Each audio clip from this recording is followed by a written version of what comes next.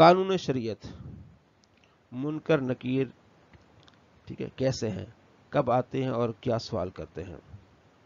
اس وقت منکر نکیر دو فرشتے زمین چیرتے ہوئے آتے ہیں، ان کی شکل بہت ڈراؤنی ہوتی ہے، ان کا بدن کا کالا، آنکھیں نیلی اور کالی، بہت بڑی بڑی آنکھیں ہوتی جن سے آگ کی طرح لپٹ نکلتی ہے، ان کے ڈراؤنے بال سر سے پاؤں تک، ان کے دانت بڑے بڑے جن سے زمین چیرتے ہوئے آتے ہیں، جیسے زمین چیرتے ہوئے مردے کو جھنجھوڑتے ہیں قبر میں اور جھڑک کر اٹھاتے ہیں، اور بہت سختی کے ساتھ بڑی کڑی آواز میں تین سوال کرتے ہیں: مر ربک، تیرا رب کون ہے، ما دینک، تیرا دین کیا ہے، ما کنت تقول فی ھذا الرجل، ان کے بارے میں تو کیا کہا کرتا تھا، نبی علیہ السلام کے بارے میں تو کیا کہا کرتا تھا۔ اب جتنی بھی ہم آپ علیہ السلام کی تعریف بیان کریں گے یہ ہمیں وہاں قبر میں فائدہ دے گی۔ مردہ اگر مسلمان ہے تو پہلے سوال کا یہ جواب دے گا: ربی اللہ، میرا رب اللہ ہے، اور دوسرے کا جواب دے گا: دین اسلام، میرا دین اسلام ہے، اور تیسرے کا جواب دے گا: ہوا رسول اللہ، ٹھیک ہے، وہ اللہ کے رسول ہیں، اللہ عز و جل کی طرف سے ان پر رحمت نازل ہو اور سلام ہو، یہ آپ علیہ السلام پر۔ اب آسمان سے آواز آئے گی کہ میرے بندے نے سچ کہا، اس کے لیے جنت کا بچھنا بچھاؤ اور جنت کا کپڑا پہنا اور جنت کا دروازہ کھول دو۔ اب جنت کی ٹھنڈی ہوا اور خوشبو آتی رہے گی، اور جہاں تک نگاہ پھیلے گی وہاں تک قبر چوڑی چمکیلی کر دی جائے گی، اور فرشتے کہیں گے: سو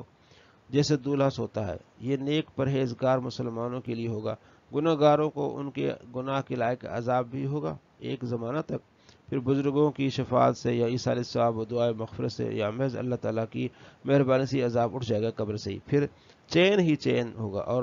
اگر مردہ کافر ہے تو سوال کا جواب نہ دے سکے گا اور کہے گا: ہاں ہاں لادری، افسوس مجھے تو کچھ معلوم نہیں۔ اب ایک پکارنے والا آسمان سے پکارے گا: یہ جھوٹا ہے، اس کے لیے آگ کا بچھونا بچھاؤ،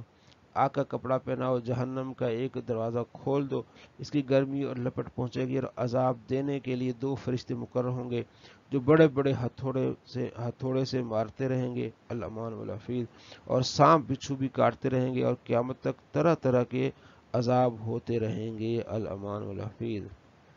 یہ انشاءاللہ یہ جو ساری چیزیں مشکات المصابیح میں ہم جا کے حدیثیں پڑھیں گی نا، تو یہ حدیثوں کے معلومات سے میں انشاءاللہ یہ سارا پتہ چل جائے گا۔ قبر میں کس کس سے سوال نہیں ہوتا؟ حضرات انبیاء علیہ السلام سے نہ قبر میں سوال ہوتا ہے، ٹھیک ہے، انہیں قبر دبائے اور نہ انہیں قبر دبائے گی، ٹھیک ہے، اور سوال تو بعض امتیوں سے بھی نہ ہوگا، جیسے جمعے کے دن فوت ہو گیا، رمضان میں مرنے والے سے جو ہے وہ سوال نہیں ہوتے، یہ انہوں نے لکھا ہے اس پر۔ عذاب و ثواب انسان کی کس چیز پر ہوتا ہے؟ اور یہ عذاب و ثواب بدن اور روح دونوں پر ہوتا ہے، بدن پر بھی ہوتا ہے، روح پر بھی ہوتا ہے۔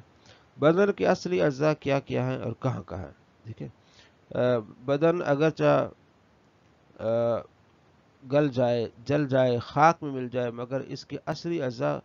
قیامت تک باقی رہیں گے، انہی پر عذاب و ثواب ہوگا، اور انہیں پر قیامت کے دن یعنی دن پھر بدن بن کر تیار ہوگا اسی اجزاء کی وجہ سے۔ یہ اجزاء ریڑھ کی ہڈی میں کچھ ایسے باریک بہت ہی چھوٹے چھوٹے ہیں جو کسی خوردبین سے بھی نہیں دیکھے جا سکتے، نہ انہیں آگ جلا سکتی ہے نہ زمین گلا سکتی ہے، یہی بدن کے بیج ہیں، انہیں اجزاء کے ساتھ ساتھ اللہ تعالیٰ بدن کے اور حصوں کو جمع کر دے گا، راکھ یا مٹی ہو کر ادھر ادھر پھیل گئے، اور پھر وہی پہلا جسم بن جائے گا، اور روح اسی جسم میں آ کر قیامت کے میدان میں آئے گی، اسی کا نام حشر ہے۔ اب اسی سے یہ بھی معلوم ہو گیا قیامت کے دن روحیں اپنے پہلے ہی بدن میں لوٹائی جائیں گی، اور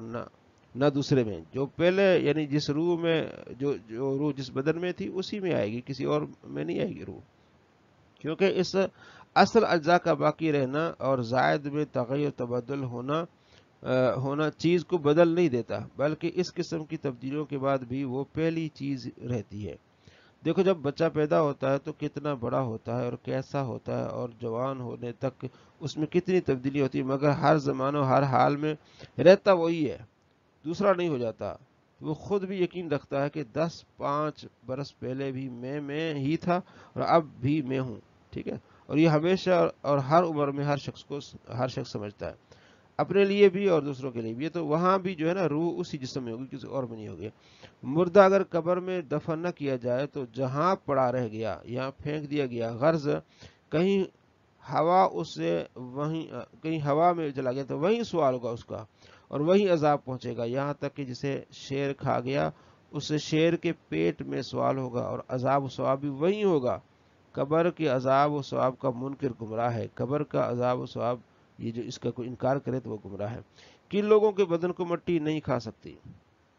مسئلہ نبی، ولی، عالم دین، شہید، حافظ قرآن، جو قرآن پر عمل بھی کرتا ہو اور جو منصب محبت پر فائز ہو، یعنی قرآن بھی آپ کو پڑھا ہے لیکن اس کو محبت بھی ہے نبی علیہ السلام سے۔ وہ جسم جس نے کبھی گناہ نہ کیا اور وہ جو ہر وقت درود شریف پڑھتا ہے، ان کے بدن کو مٹی نہیں کھا سکتی ہے۔ جو شخص انبیاء علیہ السلام کو یہ کہے کہ مر کے مٹی میں مل گئے، وہ گمراہ، بدین، خبیث، مرتکب توہین ہے۔ انبیاء علیہ السلام تو قبروں میں زندہ ہیں، تو یہ چیزیں آپ نے یاد رکھنی ہیں۔